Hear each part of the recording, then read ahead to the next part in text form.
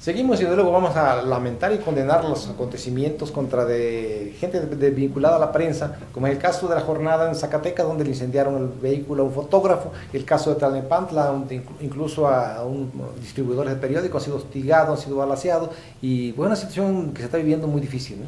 Sí, la verdad es que llama mucho la atención y además, pues, enfatizar, por supuesto, que el ataque al centro de distribución del periódico Reforma fue en el Estado de México y las autoridades, pues, no se ha visto un pronunciamiento claro en torno a esto. Y bueno, pues también recordar que Reforma ha cuestionado mucho tanto a Pablo Basáñez como al alcalde de Naucalpan, porque dicen que están en los límites, ¿no?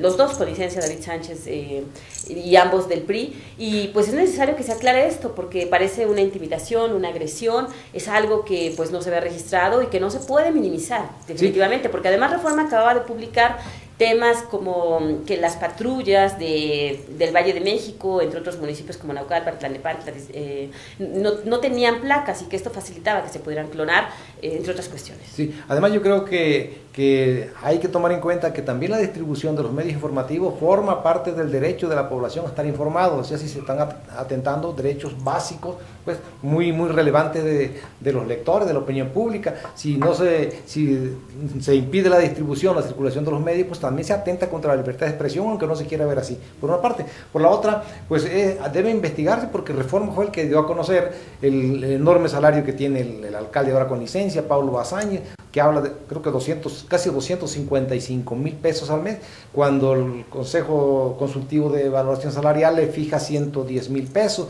Entonces es una exageración, y desde luego eso tiene que ver mucho también con aguinaldos, con vacaciones y todo, pero además ha cuestionado mucho el desempeño de las autoridades del PRI de esa zona, ¿no? Sí, porque finalmente, aunque desapareció su edición Estado de México, en la parte de ciudad e incluso algunas veces en nacional, pues Reforma ha incluido al Valle de México, y algunos de sus principales cuestionamientos han ido enfocados a alcaldes como Naucalpan, Tlalnepantla, Cuautitlán Izcalli, entre otros, que son además del PRI, y evidentemente que esto pues tiene que llamar la atención y tiene que llamar también a las autoridades estatales, pues para eso está la Procuraduría, y no hemos visto ningún pronunciamiento importante también, ¿no? La ahora Comisión de Seguridad Pública Estatal, aparte de los ayuntamientos que, o sea, creen que por no decir nada el tema se va a olvidar, y no va a ser así. Obviamente que Reforma va a insistir, y todos los medios tenemos que hacerlo, porque no se puede permitir este ataque y bueno, que nadie diga nada. Desde luego es condenabilísimo, de aquí lo condenamos, lo reprobamos y exigimos porque se aclare y que se castigue a los culpables, porque hay culpables. Y que no pase también con otros medios. Claro, y desde luego que no se extienda eso. Y en el caso del alcalde, los salarios que dio a conocer Reforma representan que él al mes gana lo que ganan 3,600 familias de salario mínimo. Es decir, un solo alcalde gana en un mes de lo que viven 3,600 familias que ganan el mínimo. Y así, bueno, y varios de esos alcaldes pues ya se fueron, y otros se van a ir también, porque quieren ser o diputados federales o incluso diputados locales. Sí, y también queremos referirnos a este saqueo. Aquí hemos comentado mucho cómo tanto el gas como la gasolina no pesan bien, le roban. Ese es un robo, es un delito que incluso no solamente deberían tener sanciones administrativas como las que aplica Profeco, que hace bien aplicarla, pero también deben de aplicarse penalmente. Pues es un robo, que estén robándole, que le vendan y le den de menos de lo que paga uno, ¿no? Por supuesto, la verdad es que aquí ha faltado mayor energía por parte de Profeco también, porque se habla de que sanciona, se habla de que clausura y demás, pero se sabe cuáles son, por ejemplo, en el caso de las gasolineras, cuáles son las que no venden adecuadamente, y pues siguen siendo las de la lista negra y siguen vendiendo así, o sea, no es posible. Las gaseras también. Sí, de las gaseras igual, ¿no? Que se están robando, y no hay una forma de saber que nos estén vendiendo lo que estamos adquiriendo al 100%. Sí, en el caso de la gasolinería, el año pasado le robaron pues a los conductores, que compramos gasolina en el país, casi 2,300 millones de pesos robados. Es un robo, pero un robo de 2,300 millones de pesos y no pasa nada, no hay castigo, no hay sanción. Efectivamente se han inmovilizado, como le dicen ellos, algunas bombas que despachan gasolina, y esto ya debe tipificarse como delito porque es robo. Y los combustibles se han seguido encareciendo, y finalmente el único perjudicado que paga, como siempre, los platos rotos es el ciudadano, y la autoridad no está haciendo nada por evitarlo, y ahí, bueno, pues las empresas están están ganando, por supuesto. Desde luego, por una parte, caro a la gasolina, por otro lado, le roban al medirla, pues está doble agravio, ¿no? Doble perjuicio para la gente. Como para demandar todo. Claro, y queremos referirnos también a esta malísima noticia que acaba de dar el Banco de México, en el sentido de que para este año la previsión de crecimiento del Producto Interno Bruto pues inferior a lo que se preveía, puede ser llegar incluso al 0.2%. Eso se traduce en menores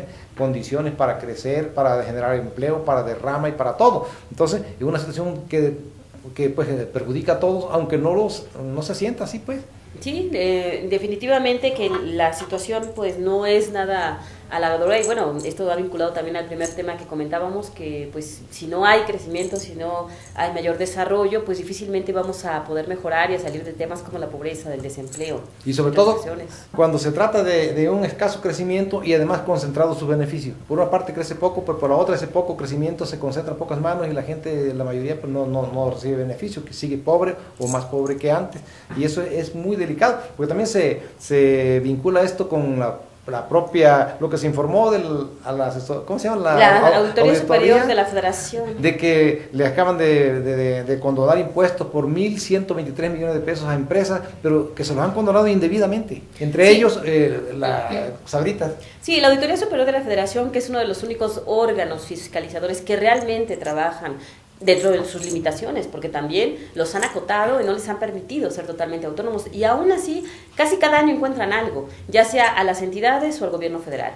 Y entonces vemos aquí que gracias a lo que da a conocer la Auditoría Superior de la Federación, nos enteramos que nuestro gobierno le perdonó, le condonó de manera indebida a empresas grandísimas, enormes, y bancos como Scotiabank, Sabritas, entre otras. Gamesa.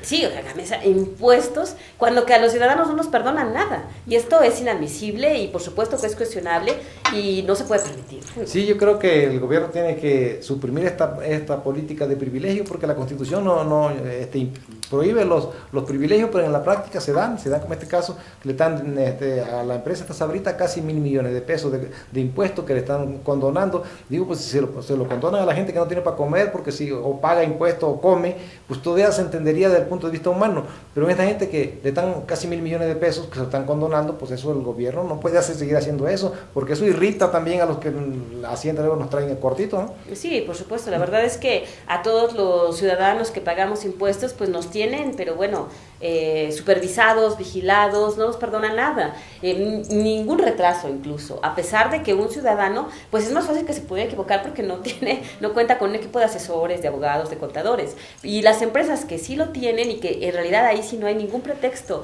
para no cumplir, las autoridades les condonan. No es la primera vez, lo vimos anteriormente con Televisa, por ejemplo, ahora lo vemos con estas enormes empresas, y bueno, es lamentable lo que está sucediendo, y creo que aquí las autoridades pues nos deberían una explicación, pero además no andan regalando el dinero que ni siquiera les sobra y que tampoco es de ellos, ¿eh? Y también detectó pues inconsistencia en la aplicación de 65.000 millones de pesos, en eso muchos de los estados, incluyendo el Estado de México, que no se hicieron las cosas como deben de hacer, pero no va a pasar nada, vas a ver.